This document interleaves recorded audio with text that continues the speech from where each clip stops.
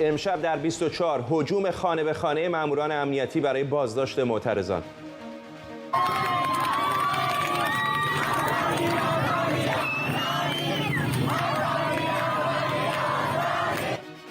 به رغم سرکوب‌ها اما تجمعات پراکنده، صدور بیانیه‌ها و رفتارهای اعتراضی در شماری از مناطق کشور ادامه داره.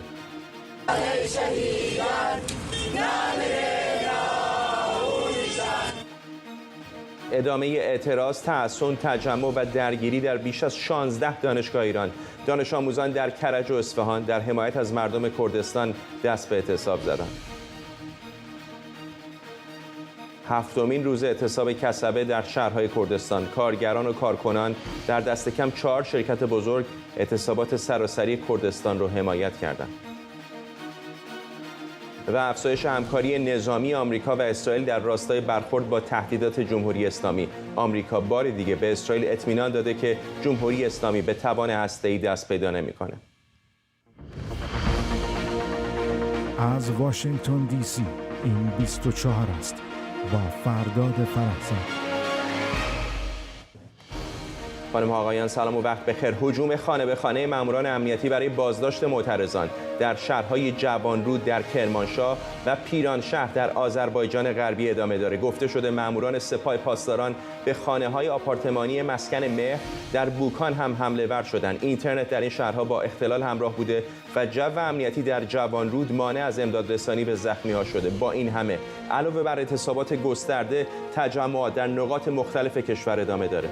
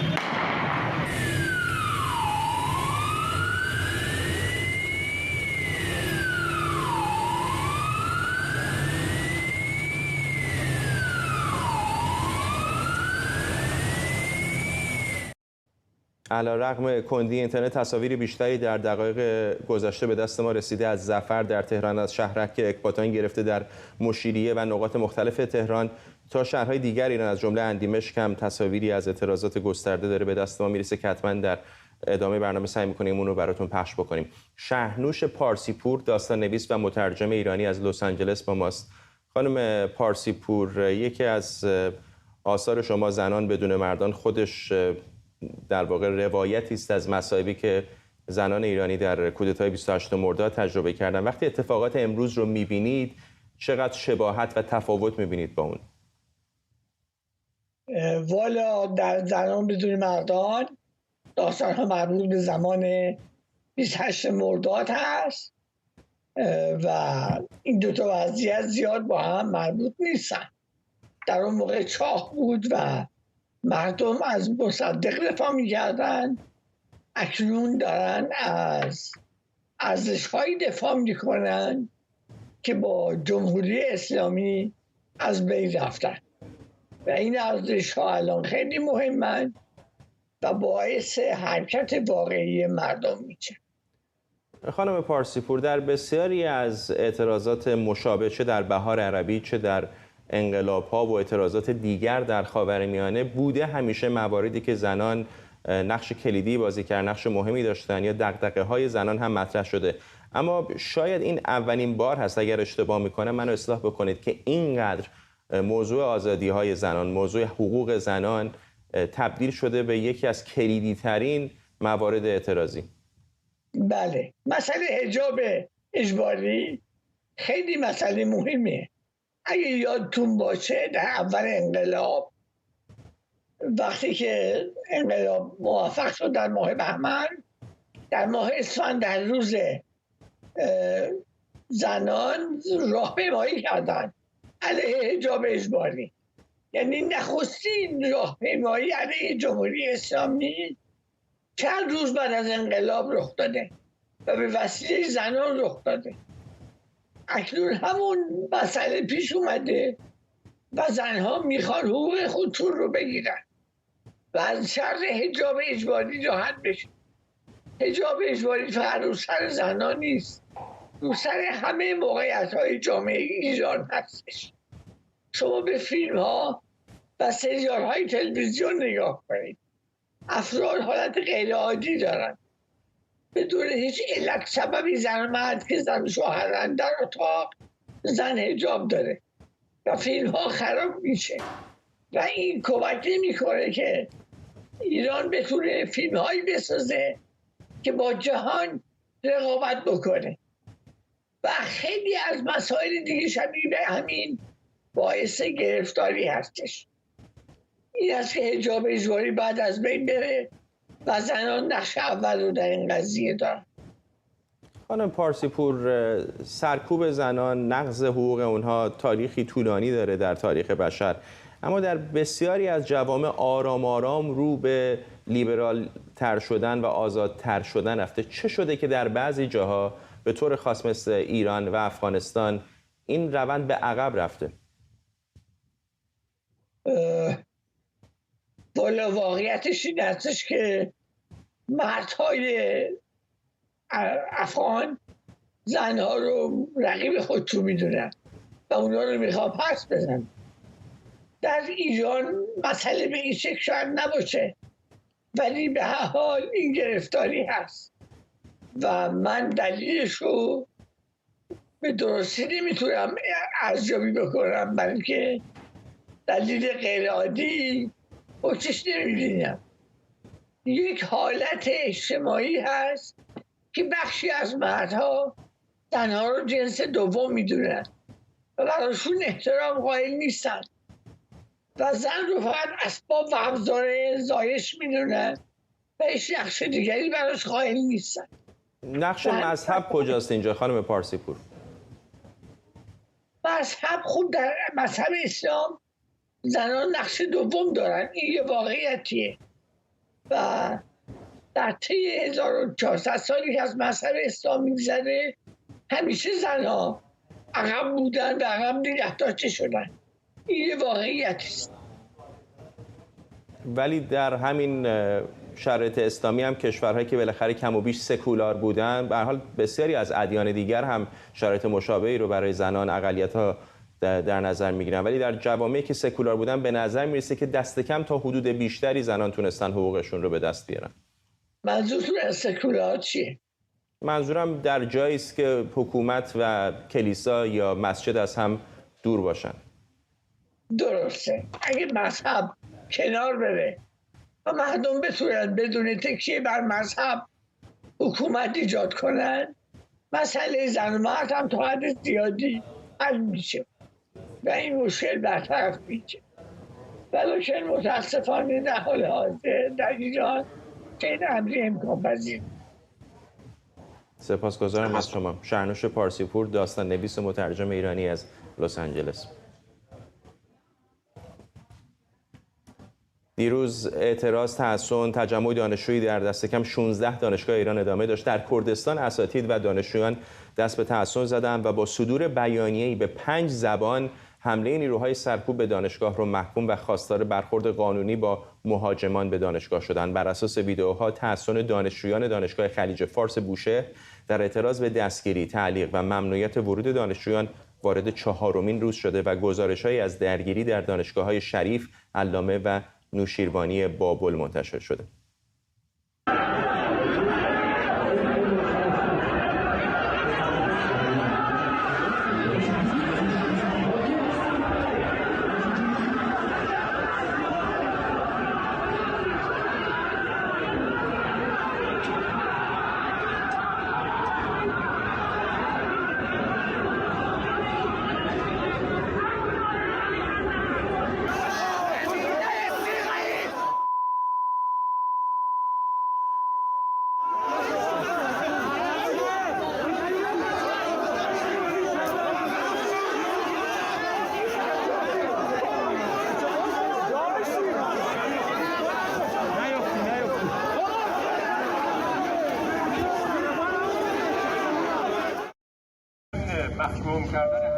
تعرض به ساحت دانشگاه از مقامات قضایی تقاضا دارد تا با عاملان و آمران حمله های مکرر نیروهای امنیتی نظامی و انتظامی که قرارند در تاریخ‌های 6 تا 8 و 28 آبان ماه با استفاده از انواع تفنگ‌های ساچمه‌ای و گازهای اشک‌آور، تهوع‌آور و سمی برخلاف نص طریق قانون به گرد همایی‌های افرادی دانشجویان در محوطه داخلی دانشگاه کردستان تعرض کرده و منجر به جراحت بسیاری از دانشجویان، کارمندان و استادان دانشگاه و نقض عضو چند تن از اعضای خانواده دانشگاه بزرگ کردستان شده‌اند، سریعاً برخورد قانونی صورت گیرد.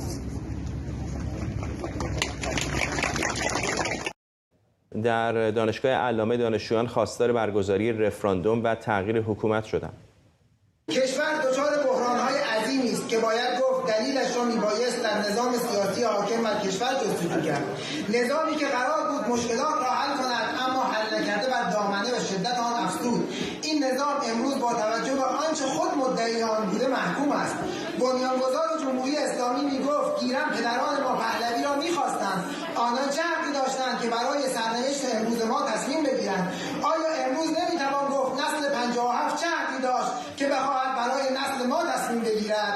همون میگفت گیرم آقای شاه انسان خوب و شریف، آیا ما حق داریم این آدم شریف را نخواهیم؟ حال ما میگوییم گیریم این نظام هیچ نقطه سیاهی ندارد. اصلا آیا ما حق داریم این نظام را که هیچ نقطه سیاهی ندارد را نخواهیم و این نخواستن را با یک رفراندوم که کار را به خشونت نکشاند بیان کنیم؟ نه اینکه به گفته رحیم‌پور ازغدی حتما مجبور باشیم خون بدهیم. اگر ملتی بگوید حکومتی را نمیخواهد، آیا حق آن ملت یک قبرستان شهید است؟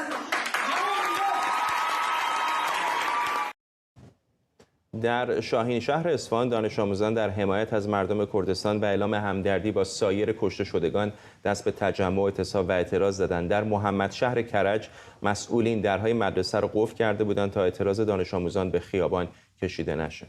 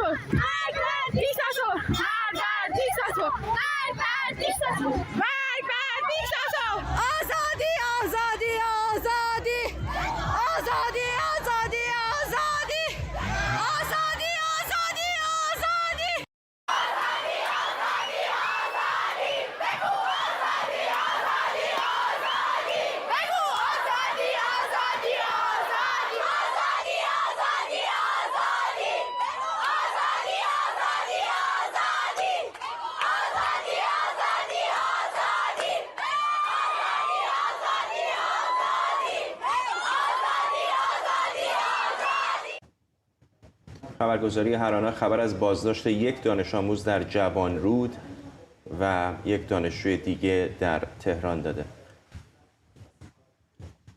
همکارم مراد ویسی اینجا در استودیو به ما پیوسته. مراد، باور نکردنی الان وارد ماه سوم شدیم اگر اشتباه نکنم، 63 64 70 روز. باور نکردنی همچنان در خیابان هستن، همچنان اعتراض میکنن. در بسیاری از جاها به نظر میاد جمعیت همچنان رو به افزایش هم هست، اما یک قدم هم به نظر نمیاد که حکومت حاضر به عقب نشینی باشه. نه، اتفاقا برنامه حکومت افزایش و خشونت بوده برای که اعتراضات فروکش کنه، ایجاد رعب بکنه. این تاکتیک چیزی بود که زیاد ازش صحبت میشد که سپاه پاسداران ورود میکنه به جای نیروی انتظامی، سرکوب خونین میکنن. به نظر میاد حکومت این کارت رو کرده. حداقل در کردستان ما میبینیم که با تیربارای سنگین تیراندازی میشه، ستون کشی میشه. موقعی که ستون کشی میشه یعنی نیروی نظامی داره این کار میکنه، وگرنه نیروی انتظامی که داخل شهره.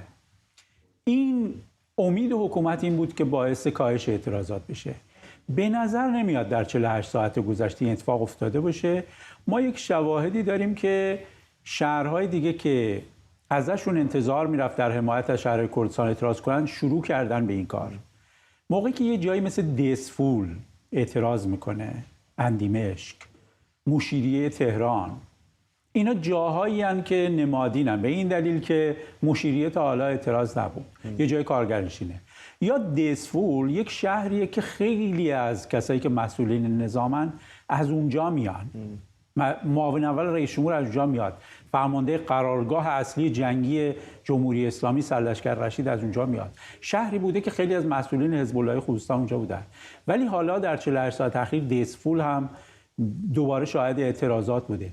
به نظر میاد افزایش و خشونت اگر هدفش ارعاب و ترسوندن بوده، به اون هدف فعلا نرسیده، ممکنه در گام بعد حتی به گسترش اعتراضات منجر بشه و اگر این اتفاق بیفته معنیش این میشه که جمهوری اسلامی یکی از آخرین کارتاشو خرج کرده ولی جواب نداده. بارها در این نزدیک به 7 روزی که گفتی دیدیم جمهوری اسلامی تلاش کرده که موضوع رو وصل بکنه به گروه‌های جدایی طلب. احزاب کرد به نظر میاد تا اینجا خوب عمل کردن. از این منظر میگم که خویشتنداری کردن، نه فقط در کردستان، در بلوچستان و جای دیگر هیچ نه تنها حرفی از جدایی طلبی نیست، بلکه معمولا هم شعارها همه در همبستگی با سراسر ایرانه. از این منظر شاید جمهوری اسلامی توفیقی نداشته، اما از منظر رهبری هنوز به نظر نمیرسه که یک انسجامی وجود داشته باشه که خب مرحله بعدی چطور باید جلوی جمهوری اسلامی بایسته. ببینید، بذارید صریح باشیم، مردم به لحاظ اعتراض خیلی خوب عمل کردن، حمایت جهانی هم خوب بوده، ولی صریح باشیم اپوزیسیون به نظر میاد از خود مردم معترض و جامعه جهانی یکم عقبه. مردم در درون ایران انتظار دارن، میگن ما رهبر نمیخوایم، ولی از خود اپوزیسیون میخوایم که با هم هماهنگ بشن در حمایت از مردم، چون جامعه بین الملل موقعی که میخواد با نماینده‌های معترضا صحبت کنه بالاخره باید نماینده‌های از داخل و خارج کشور با هم باشن، دنیا ببینه که اینها با هم. چه هستگره کار کجاست به نظره؟ به نظر میاد به همون اندازه‌ای که این انقلاب باعث پوست اندازی در جوانهای ما شده، معترضین ما شده، پوست اندازی در مقابله با حکومت شده، باعث نوعی پوست اندازی در اپوزیسیون هم شده. بخشی از اپوزیسیون در نزد معترضین مشروعیت نداره، در حالی که بخشی از اپوزیسیون هنوز مشروعیت داره، بخشی از افراد و تشکل‌ها. و ما شاهد اپوزیسیون جدیدی هم هستیم که این اپوزیسیون بیشتر عام، چهره‌های جدیدیه، مثل علی کریمی، مثل حامد اسماعیلیون. جامعه هنوز در حالتیه که بین بخشی از اپوزیسیون گذشته و اپوزیسیون جدید میخواد اپوزیسیون نوعی به وجود بیاره و این یه مقدار هنوز کار داره. ولی هر کدوم از این اپوزیسیون یه امتیازاتی دارن و یک هزینه‌های سیاسی هم دارن. چقدر فکر می‌کنی، چون به بحث مشروعیت اشاره کردی، نگرانی بعضیاشون از این اتحاد اینه که من اگر برم در کنار فلانی بایستم ممکنه هزینه سیاسی برام داشته باشه؟ بله، اونایی که سنتی ترن، با سابقه ترن اینو دارن.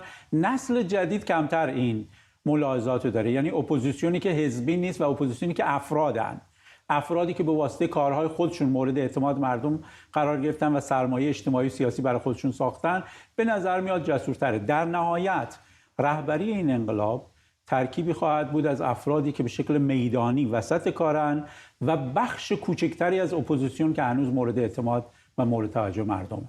ممنونم از تو همکارم مراد ویسی اینجا در استودیو. همزمان با گسترش اعتراضات خیابانی در استان‌های مختلف به خصوص شهرهای کردستان، اعتصاب کسبه در شهرهای مریوان، سقز و کامیاران ادامه داره. در سقز و مریوان اعتصاب کسبه وارد 7مین روز شده.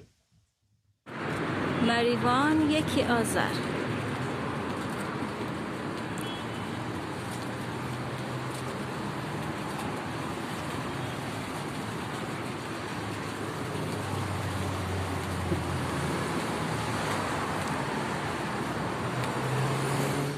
امروز 1 آذر همه مغازه‌ها بسته شدن.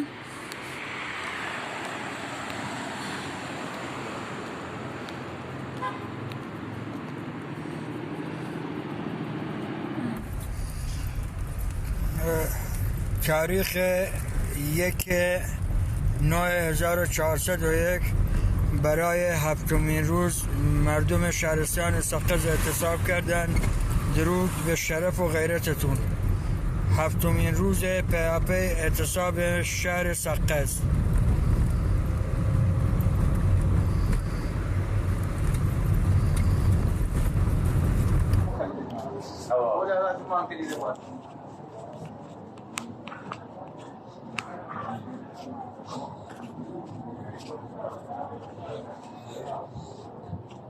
امروز 1/9/1401 مانگرتنی کامیرن رپرتوام.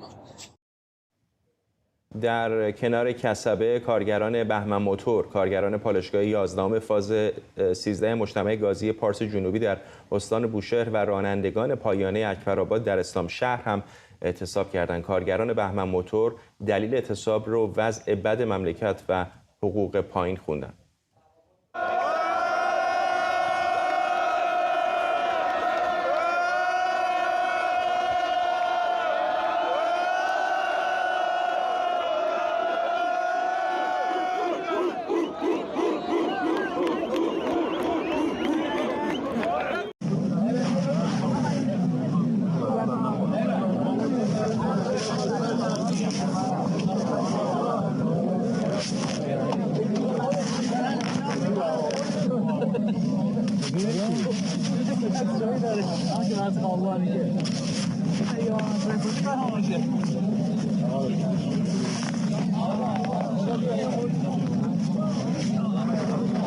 پایانه اکبرآباد اعتصاب تمامی رانندگان باروری برون شهری.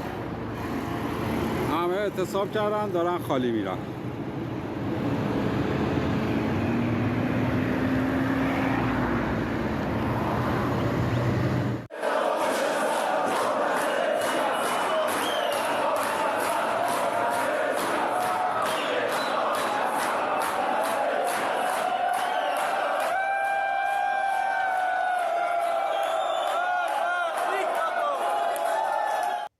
کارکنان شرکت پارسامپول شهرک صنعتی ساوه 2 روز پیش 29 آبان اعتصاب کردند، اما به دلیل اختلال اینترنت نتونستن ویدیوهاشون رو به موقع به ما بفرستن. امروز هم تعداد زیادی از کارکنان به دلیل تجمع اخراج شدند. اعتصاب کارکنان شرکت پارسامپول امروز 29/8/1401.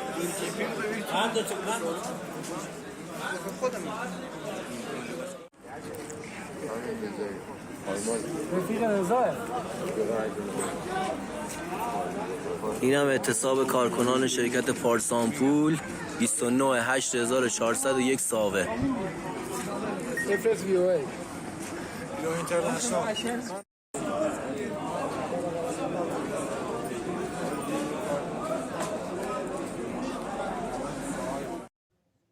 شرکت پارسامپول یکی از 2 شرکتیه که در ایران آمپول تولید میکنه.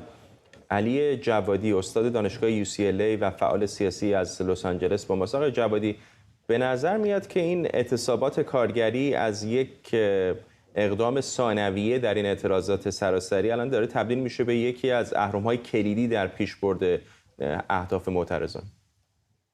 من فکر میکنم که حضور طبقه کارگر و وارد شدن در عرصه اعتراضات عمومی یک برگ برنده برای جنبش مردم برای سرنگونی جمهوری اسلامی است. طبقه کارگر هرچند که همواره در اعتراضات جامعه ایران نقش اساسی و کلیدی ایفا کرده و با توجه به موقعیتش در اقتصاد جامعه و فلج کردنش، یعنی قابلیت اینکه بتونه رژیم جمهوری اسلامی رو فلج کنه، یک نقش کلیدی و اساسی داره.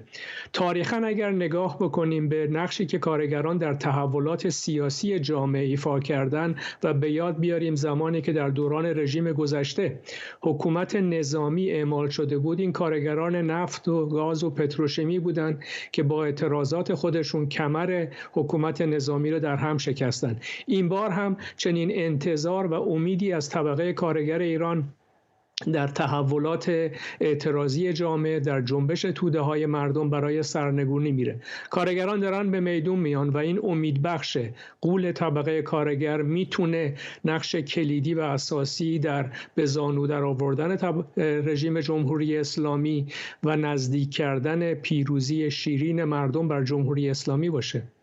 آقای جوادی، در حکومت قبلی ولی شاید وضع بسیاری از کارگران مثل امروز نبود.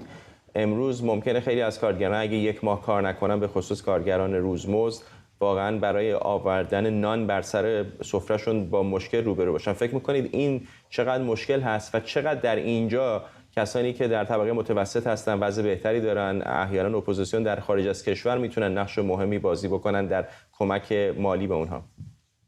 ببینید، به واقعیت مهمی اشاره کردید. یکی از سیاست‌های اصلی رژیم جمهوری اسلامی علاوه بر سرکوب سیستماتیک توده‌های مردم به پا خواسته در جامعه، تحمیل فقر و فلاکت اقتصادی بر کارگران هست. فقیر نگه داشتن کارگران و به زانو در آوردنشون یک اهرم سیاست‌های رژیم جمهوری اسلامی در مواجهه با کارگران بوده. اما واقعیت دیگه هم این هستش که در شرایط کنونی کارگران چیزی برای از دست دادن دیگه ندارن. سیاه‌تر از این موقعیت سیاهی که رژیم جمهوری اسلامی بر مردم تحمیل کرده وجود نداره. کارگران میدونن که برای پیشبرد مبارزه خودشون، چنانچه به مبارزه به ماه‌ها و ماه‌های متعدد کشیده بشه، نیازمند این هستند که به طبقه خودشون، به توده مردمی که به پا خواستن اتکا بکنن، صندوق‌های اعتصابی خودشون رو به وجود بیارن و بتونن با کمک صندوق‌های اعتصابی این دوران سخت رو از سر بگذرونن. این اون تلاشی هستش که در حال حاضر شاهدش هستیم در برخی از مراکز کارگری و محافل رادیکال و سوسیالیست کارگری مشاهده میکنیم. ممنونم از شما علی جوادی، استاد دانشگاه UCLA و فعال سیاسی از لس آنجلس. به گزارش رسانه‌های حکومتی در ایران، سپاه پاسداران سه‌شنبه اول آذر بار دیگه به مواضع گروه‌های کرد ایرانی مخالف جمهوری اسلامی در اقلیم کردستان عراق حمله کرده. سخنگوی حکومت محلی کردستان عراق هم در توییتی نوشته مواضع گروه‌های کرد در دو موقعیت در شهر پردی و منطقه دگاله در جنوب و شرق اربیل مورد هدف قرار گرفتند. تسنیم خبرگزاری وابسته به سپاه گزارش داده که در این عملیات از موشک و پهپادهای انتحاری استفاده شده. هفته پیش هم حمله موشکی و پهپادی سپاه به مقر حزب دموکرات کردستان ایران در عراق 2 نفر کشته و 10 زخمی بر جای گذاشته. ترسکه صادقی همکارم از اربیل عراق به ما پیوسته. ترسکه، میدونم که پارلمان عراق میخواست در این مورد جلسه تشکیل بده، به کجا رسیدون؟ فراکسیون های کرد در پارلمان عراق تلاش کردند که فشار بیارن به پارلمان. جلسه امروز رو اختصاص بده به گفتگو در مورد تهدیدات و حملات موشکی و پهپادی سپاه پاسداران. اما طبق اطلاعاتی که از یک منبع به دست ایران اینترنشنال رسید، از همون چند روز گذشته گروه‌های نمایندگان گروه‌های شبه نظامی و جریان‌های سیاسی تحت حمایت جمهوری اسلامی داشت جلوگیری می‌کردند، در حالی که امروز رئیس اقلیم کردستان عراق نشیروان بارزانی در بغداد بود، با نخست وزیر، رئیس جمهور و فالح فیاض رئیس سازمان هشت شعبی دیدار کرد. در پارلمان عراق هم پشت درهای بسته همین موضوع، یعنی تهدیدات سپاه پاسداران و حملات سپاه پاسداران به اقلیم کردستان داشت بررسی میشد. اما در واقع چیزی که ما دریافتیم اینه که نتیجه پارلمان هیچ نتیجه‌ای نگرفت. پشت درهای بسته تحت فشار این نمایندگان نتونستن حتی یک بیانیه منتشر بکنن و بررسی اون رو به زمان دیگری که مشخص نیست چه زمانی خواهد بود موکول کردن. چیزی که اینجا وجود داره اینه که اونطور که حالا رسانه‌های عراقی، اونهایی که مخالف دخالت‌های جمهوری اسلامی ایران و تهدیدات جمهوری اسلامی ایران هستن، نگران هستن و به طور مداوم دارن این مسئله رو مطرح می‌کنن. دلیل سکوت دولت عراق، همونطور که مقامات رسمی در اقلیم کردستان گفتن، اینکه ما بیانی از جانب نخست وزیری یا ریاست جمهوری در همون ساعات اولیه نداشتیم، اینه که گروه‌ها در این دولت جدید، این گروه‌های شبه نظامی و گروه‌های سیاسی که کاملا تحت نظر جمهوری اسلامی هستند بسیار نفوذ پیدا کردن و این باعث شده که اونا سکوت بکنن در قبال این تهدیداتی که همچنان ادامه داره. درست که الان فضا در اقلیم به طور کلی چه شکلی است؟ چون این حملات دیگه یک بار و دو بار نیست. به نظر میرسه که الان هر یک هفته دو هفته در میان حکومت جمهوری اسلامی داره اهدافی رو در اقلیم مورد حمله قرار میده. واکنش اونجا روی زمین چطوره؟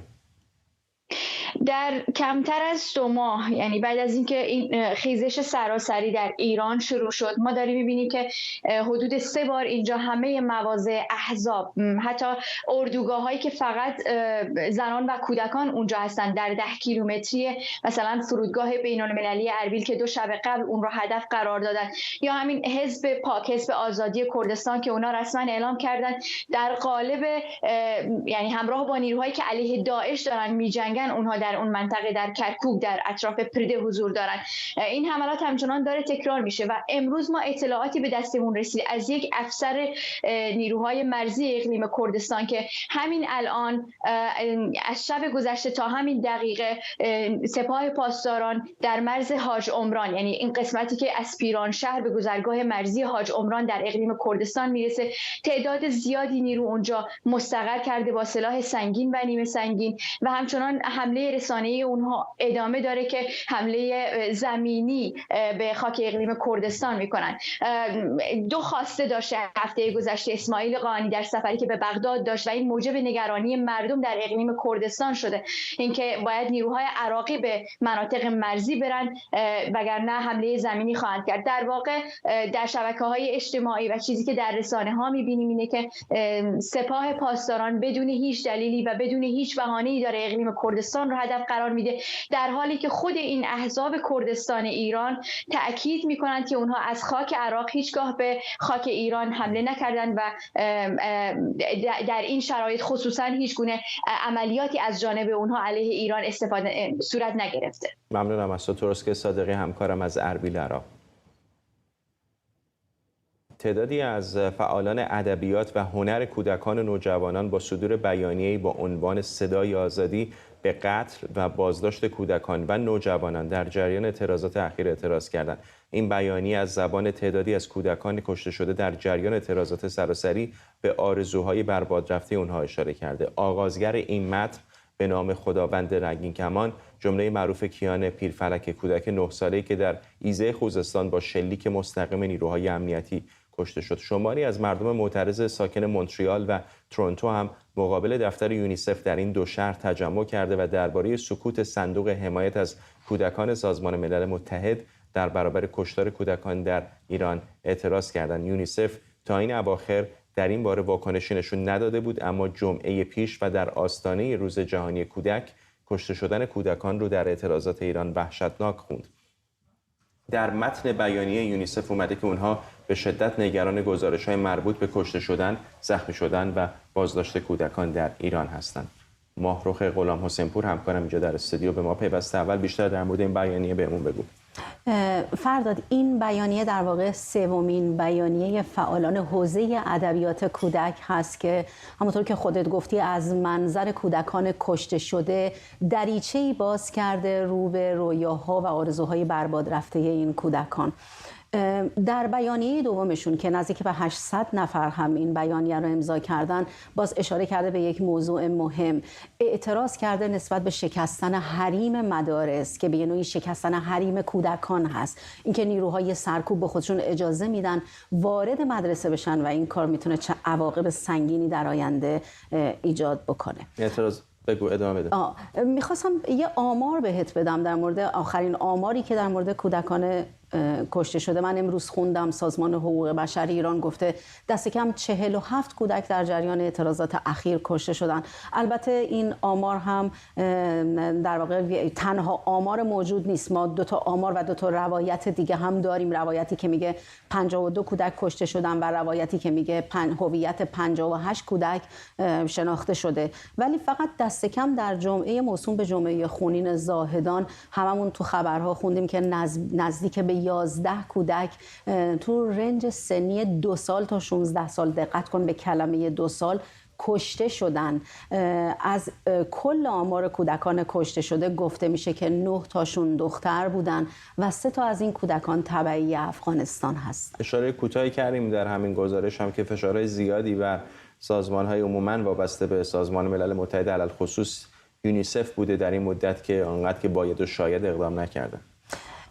یونیسف تا زمانی که ویدیوهای مربوط به کیان پورفلک وایرال نشده بود، تو شبکه‌های اجتماعی خیلی دست به دست نشده بود، هیچ واکنشی نشون نداد. کاربران شبکه‌های اجتماعی عمدتاً از معترضان میرفتن توی صفحات مختلف یونیسف رو مورد پرسش قرار میدادن که چرا در این مورد هیچ واکنشی نشون نداده. حتی یک کارزار نانوشته تشکیل شده بود، همدیگر رو مردم تشویق میکردن که تلفن بزنید به دفاتر یونیسف در شهرهای خودتون و بگید که ما مشتاق هستیم که کمک مالی بکنیم به کودکانی که تو معرض آسیب در ایران در این روزها هستند. و وقتی اونا جواب دادن که ما هیچ سازوکاری برای رسوندن این کمک ها نداریم، شما از یونیسف سوال کنید که چرا نسبت به سرنوشت کودکان بی‌تفاوت بوده. اما در آستانه روز جهانی کودک و بعد از اینکه ویدیوهای کیان منتشر شد و خشم بسیار زیادی برانگیخته شد، یونیسف اومد یک بیانیه صادر کرد. این بیانیه را البته الزاماً در مورد کودکان کشته شده ایران اختصاص نداده بود. گفته بود از ابتدای سال میلادی جاری ما 580 کودک کشته شده در خاورمیانه در جریان منازعات داخلی و قومی و قبیله‌ای و جنگ‌ها و هر چیزی داشتیم که از این تعدادشون بنابر آمارهای غیر رسمی که به دست ما رسیده 50 تاشون در منازعات و اعتراضات اخیر در ایران کشته شدن و هشدار داده بود که کودکان ایران در شرایط بسیار وحشتناکی هستند. باهرخ غلامحسین‌پور همکارم اینجا، ممنونم هستم. کمیساریای عالی حقوق بشر سازمان ملل متحد با تایید کشته شدن بیش از 300 نفر طی 2 ماه از شروع خیزش انقلابی علیه جمهوری اسلامی وضعیت جاری در ایران رو بحرانی توصیف کرده. ولگر تورک، کمیسر حقوق بشر سازمان ملل میگوید افزایش تعداد کشته شدگان اعتراضات در ایران از جمله مرگ 2 کودک در همین آخر هفته و خشن‌تر شدن پاسخ نیروهای امنیتی نشان از وضعیت بحرانی این کشور است. از زمان آغاز اعتراضات سراسری در 16 سپتامبر بیش از 300 نفر از جمله بیش از 40 کودک کشته شدند. در هفته گذشته 2 کودک 16 ساله در میان کشته شدگان بودند. معترضانی در 25 استان از 31 استان ایران کشته شده‌اند، از جمله بیش از 100 نفر در سیستان و بلوچستان.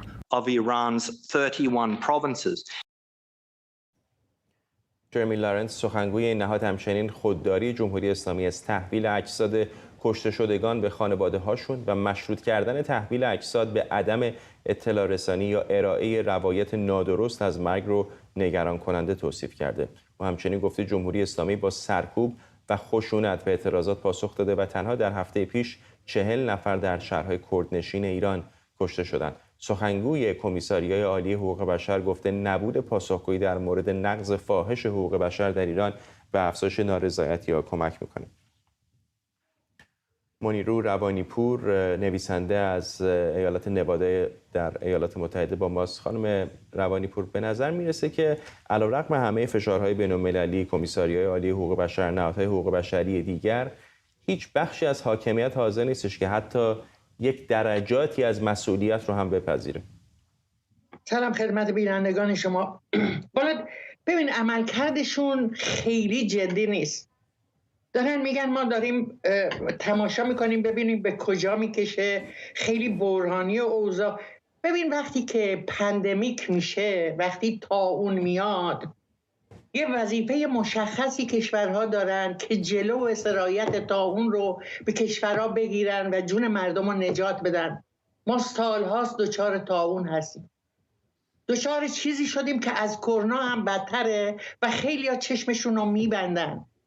باید جدی‌تر عمل کنن. خب اینا تا نترسن، تا وحشت نکنن، تا فکر نکنن چیزی رو از دست میدن، کوتاه نمیان. طبیعیه، هر کس باشه همین جوریه. اینا از اول که اومدن اصلا با دروغ اومدن، با شیادی اومدن و همینطور مردم رو توسط عواملشون در سطح جهان گول دادن. یه چیزی رو که فقط بر اساس جنایت و جباریت بود به عنوان یک جریان صلح طلب عنوان کردن و همه چیز رو کد فرهنگی نشون دادن. مردم با خون خودشون تو خیابون گفتن اینا کد فرهنگی نیست، ما ایرانی‌ها اینجوری زندگی نکردیم و دوست نداریم و کد ما نیست و معرف ما نیست. ایرانی‌ها وظیفه‌شون انجام دادن. همه کسانی که تو خیابون هستن در سراسر جهان هر کاری که میتونن و تونستن کردن. حالا وظیفه جهانه. اگه راست میگن که به حقوق بشر احترام میذارن، اگه پس پشت اون پرده چی خبر دیگه ای نیست. من فکر می‌کنم تنها کاری که ما باید بکنیم اینه که اینا رو مجبور بکنیم به اعمال قرنطینه در مقابل این طاعون، این وبا. خانم روانی‌پور، خودتون اشاره کردید بحث امروز و دیروز نیست، 40 و خورده ای ساله و در اون اوایلش حتی در بعضی موارد شاید کشتارهای بدتری هم انجام شده باشه توسط جمهوری اسلامی. در دهه 60 در خارج از مرزهای ایران در اروپا میدونیم چقدر از اپوزیسیون ایرانی رو کشتند مقامات جمهوری اسلامی. فکر میکنید چه شد که در اون موقع که جمهوری اسلامی شاید در اوایل شکل‌گیریش هم بود و شاید از بعضی این لحاظات دست کم در منطقه ضعیف‌تر بود، غربی‌ها و علل خصوص اروپایی‌ها اینقدر مدارا کردن باش؟ ببینید یه چیز ناشناخته بوده برای اونها. برای کل ایرانی‌ها که این سیستم رو از زمان حافظ داشتن ناشناخته بود، افتادن توی هچل. حالا دیگه یه فرهنگ دیگه با یه قوانین دیگه و با یک دیدگاه دیگه یه چیزی رو میبینه و فکر میکنه که خب هم منفعتش در اینه که آرومتر بره، واکنش تندتر نشون نده، مسائل اقتصادی هم بوده. همه اینا با هم دیگه بیدانشی از فرهنگ‌های دیگه، نادانی که دارن و این غرب دوچارشه، چیزی از فرهنگ‌های دیگه نمیدونه. در نتیجه دو تا آدم فوکل کراواتی اینجا میتونن خودشون رو به عنوان ایرانی جا بزنن و هر چی دروغ بهشون بگن. همینجوری که 43 سال سرشون کلاه گذاشتن. این یکی دیگه مسائل اقتصادی هم هست که اونا پس پشت پرده هر کی میگه حقوق بشر که طرفدار حقوق بشر نیست. که اینجا هم یه کسایی دارن زاهدان ریایی دارن که رو منبر یه چیزی میگن، چون به خلوت میرن یه چیز دیگه میگن. فکر میکنید چهره‌های این چنینی، چون به کراواتی اشاره کردی، چهره‌های این چنینی چقدر کمک کردن به ابقای؟ متاسفانه من متاسفم. من خجالت میکشم اسم خودم رو بذارم که منم مثلا رفتم دانشگاه. من خجالت میکشم و وقتی یادم میاد بعضی از اینا من بهشون مثلا وقتی میومدن ایران احترام میذاشتم، فکر میکردم آدمن، پروفسورن، فکر نمیکردم شیطونن، فکر نمیکردم شیادن، فکر نمیکردم چشمشون رو تجاوز به بچهای 16-17 ساله میبندن. من فکر نمیکردم.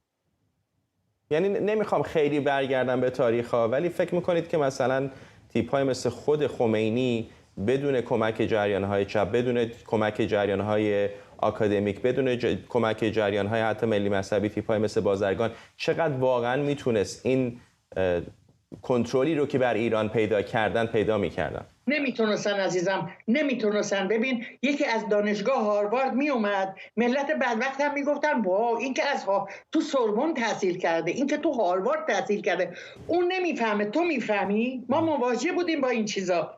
خب چه میشه که یه نفری از هاروارد یا سوربن میاد و تحت تاثیر نفر مثل خمینی قرار میگیره؟ میخوام بدونم چه اتفاقی در ذهنش میفته.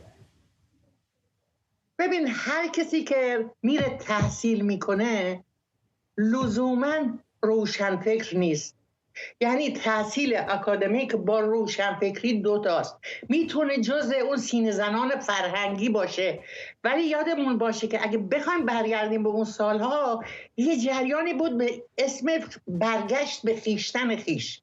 فکر میکردن غرب اومده همه چی رو بلعیده برده، حالا اگه تو این وضعیت هستن برای اینه که ما به خیشتن خیش برنگشتیم. اینو شریعتی و آل احمد و اینا علم کردن. یک جریان بود برگشت به خیشتن خیش که از طرف چپ هم خیلی حمایت میشد، با اینکه بسیاری از اون مواردی که اونا بهش اعتقاد داشتن چپ اصلا اعتقادی نداشت به این.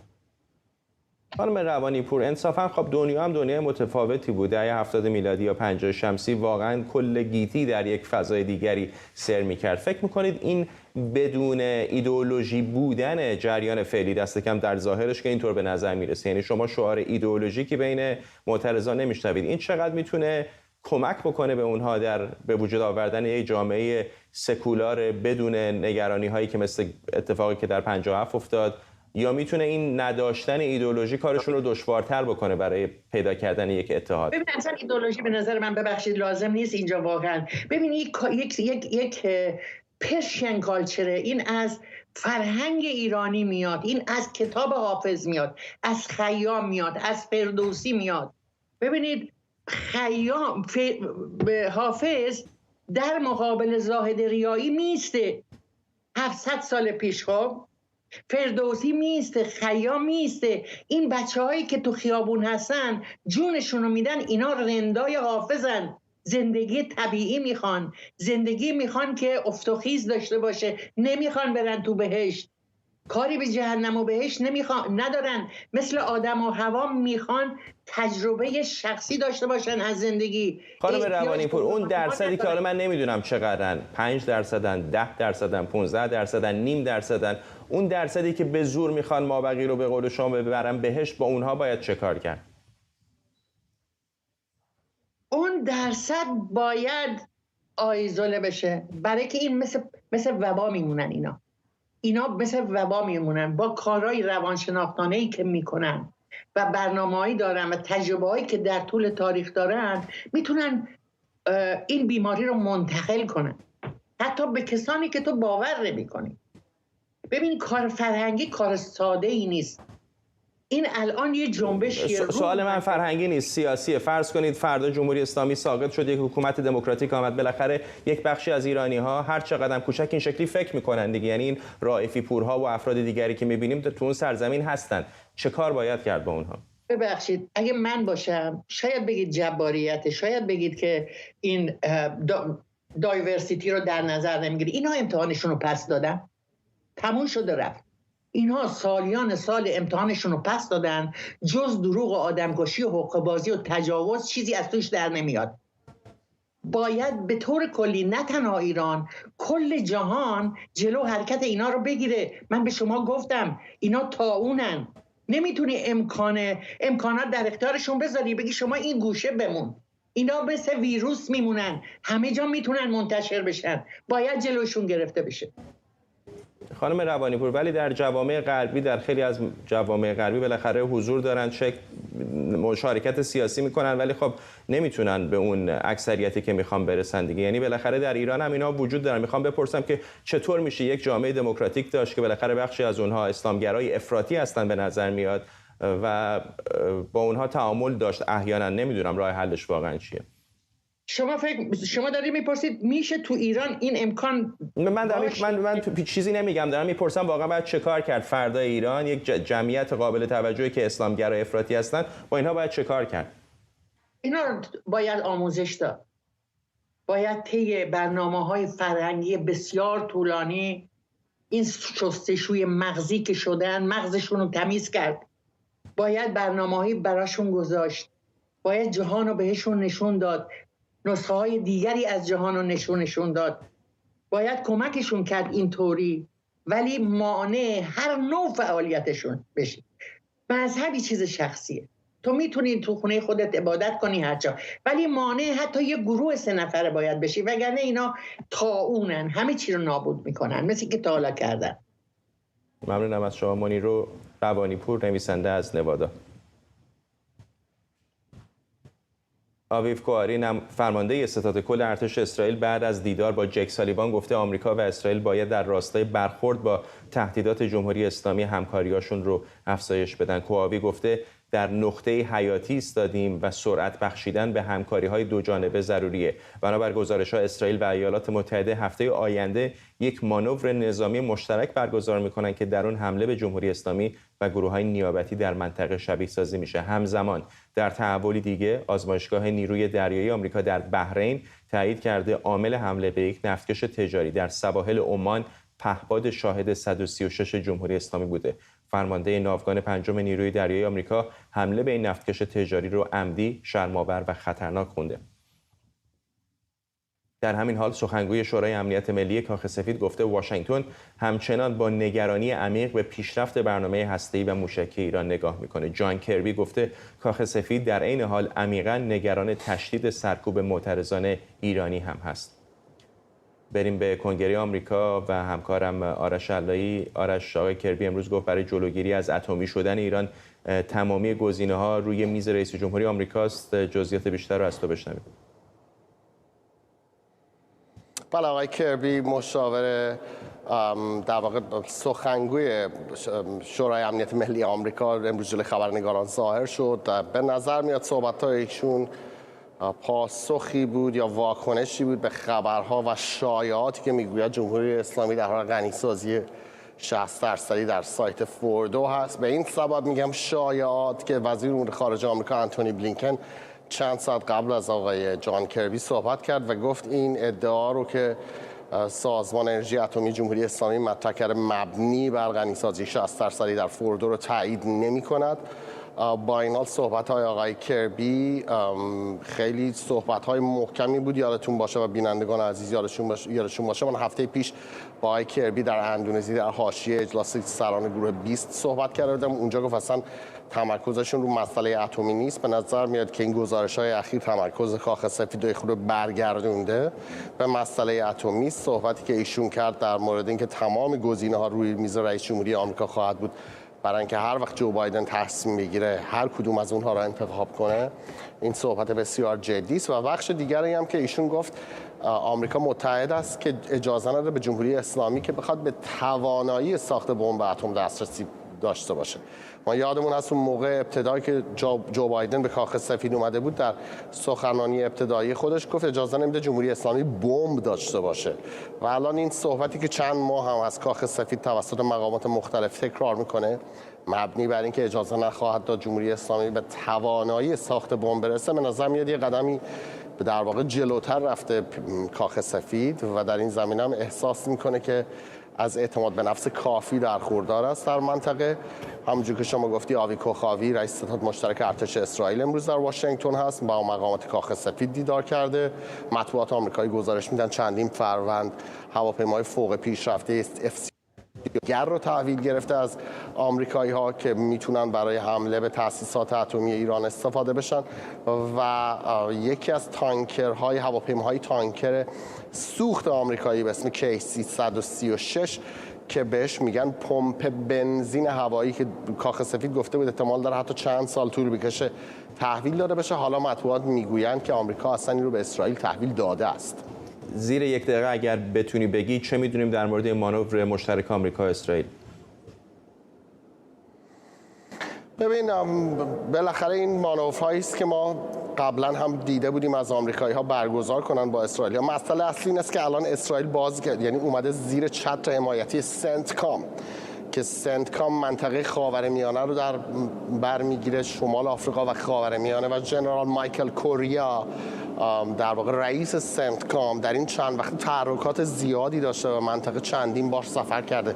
یکی از این سفرهایی که ایشون انجام داد و سنتکام راجبش گزارش نوشته بود یک سفری بود در یعنی خودش واقعا کلی ماجراجویانه از روی عرشه ناو جنگی پریده بود رفته بود روی هلیکوپتر رفته بود روی زیردریایی اتمی آمریکا که در منطقه بود. همه اینا فرستادن سیگنال به جمهوری اسلامی. وقتی میگویند که رئیس سنتکام روی یک زیردریایی اتمی در خلیج فارس بوده است، اون زیردریایی اتمی قابلیت پرتاب موشک‌های اتمی داره و ایران در تیررسش است و همه اینا نشانگر سیگنال هایی است که فعلا پنتاگون داره به ایران میفرسته. آرش علایی در کنگره آمریکا، ممنونم از تو و ممنونم از شما که ما رو در این 24 همراهی کردید. برنامه رو با تصاویری زنده از ساختمان کپیتال در واشنگتن دی سی، همون جایی که الان آرش علایی از وسطش گزارش میداد، به پایان میرسونیم.